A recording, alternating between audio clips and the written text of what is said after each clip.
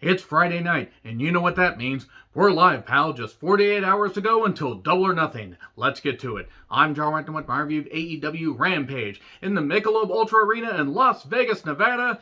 Goodness me, that crowd was pissed by the end of the show. Holy fucking shit. Ruby, Ruby, Ruby. Oh no.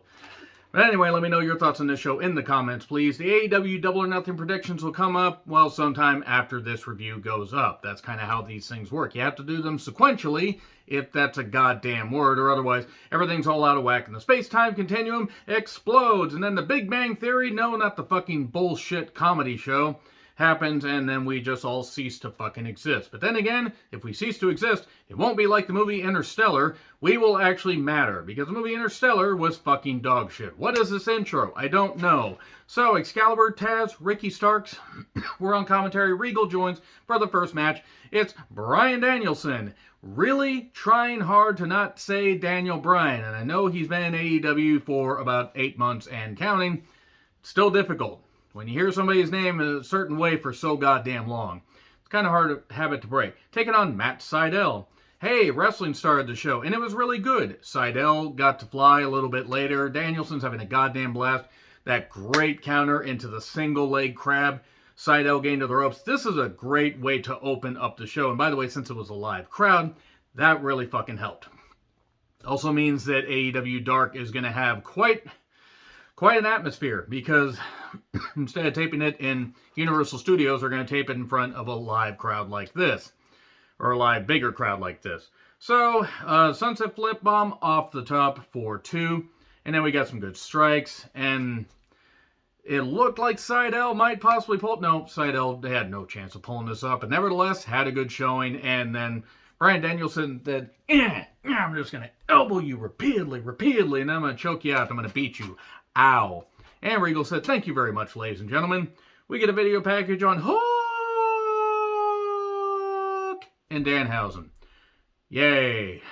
God, I'm not looking forward to that. Whatever. Talk about that in my predictions. The Bucks show up, and they are dressed up like the Hardys. And they have Gangrel there for the new Brood deal. And Cutler is dressed up like Lita. Lita, who could outwork Cutler on her worst day. The Bucks wish they were half as good as the Hardys are on their worst day. Look, the Bucks have had some matches I've enjoyed over the last 4 or 5 years, but the Bucks aren't nearly as great as they think they are, in my personal opinion. You guys like them? That's great. They took on Taylor Russ and John Cruz and beat him quickly. Then they attacked Gangrel, and then the Hardys took about 14 years to get down to the ring to save their buddy. And he's not my buddy, pal. You're not my pal, friend. And then the Impaler was hit on Cutler.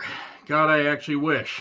And then, yeah, the Hardys gradually showing up. It was actually hilarious. Darby then does a pre-tape challenging Kyle O'Reilly at Double or Nothing, or otherwise he's going to interfere in Adam Cole's match and the Bucks match.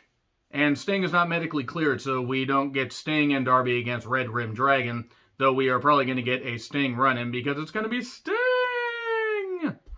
Or they're just going to find a way to basically have Sting not take that many bumps since, oh yeah, he has spinal stenosis and he's 60 million years old. Recaps of Dante and Caster from Dark Elevation on March 15th, 2021.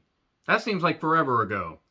And then Caster said, man, you couldn't get laid at the Bunny Ranch. Oh, if you don't know what the Bunny Ranch, don't Google it, kids. It'll blow your goddamn mind.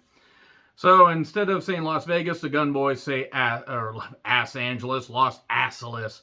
And then, well, Bowen says, when I say ass, you say boys. Ass, boys. And then Dante dives on all of them. The camera misses them. Billy attacks him. Aubrey says, get out of here. Then Martin and, well, Dante and Caster have a match. It was fine.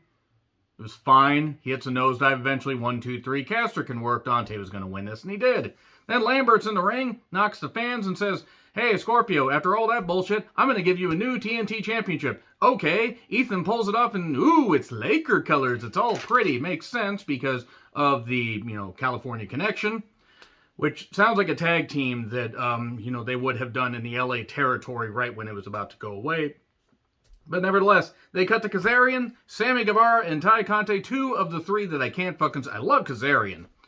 And Sammy's going to land on his own goddamn head, and Ty can go the fuck away and never come back for all I care at this point. They break into American Top Team's building, or America Top Team building. I actually don't know what it is. Which one is it? Please tell me. And they go belt collecting. They bash these things open and take very rare MMA type belts. You want these belts back? Challenge, or, face us at the pay-per-view. And Scorpio says, I've had it with this. We're going to have a trios match. We're going to bring Paige Van Zandt. You bring Ty Conte. And when we win, because we will win, neither you or Sammy can challenge for the TNT Championship again. Maybe he meant to say while I was champion, because that just telegraphs the heels are going to lose. But this is Paige Van Zandt's official match in AEW. Her first official match. Okay, whatever. This goddamn fucking feud will not end. And they're also this is 2 matches they've added to an already overloaded pay-per-view. An already overloaded pay-per-view. Like, what the shit? They already had 11 matches. Now they have 13. Are they going to put a couple of these on the buy-in? Because otherwise, this pay-per-view is going to go until Monday morning. I understand wanting to get everybody on the card, but fuck. Anyway, Ruby and Statlander cut pre-tape promos. And Mark Henry says, it's time for the main event. That'll be 10 grand, please. Okay, here you go. Double or Nothing card rundown. Statlander, sweet fucking Christ. I know she's always looked good, but good God, I love this new look on her. She took on Ruby.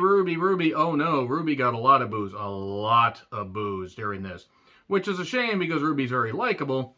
But look out, an Owen Hart semifinal match. Friendship explodes eventually. Statlander hits a huge lariat. Actually dominated quite a bit of this. Ruby did hit the no future kick, but Statlander tumbles outside. And then there was a tumble off the top, a power bomb for 2.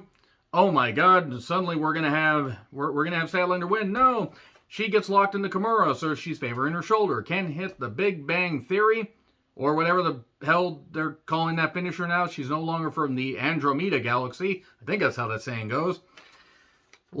She does the old, reverse Alabama slam, slams Ruby's face into the turnbuckle, hits a move, hits a Fisherman Buster Falcon Arrow, 1-2 kick out. And then Ruby gets a roll-up. And thunderous boos. Shivani goes out to interview Ruby because they have no time. Brett shows up. Ruby cuts her up, is getting so many boos, she barely gets her stuff out before they go off the air. I mean, good fucking grief. That was loud. That was very, very loud. But let me know your thoughts in the comments. Like, share, subscribe, Twitter handle in the description. I'm John Ritlin. I'll see you soon.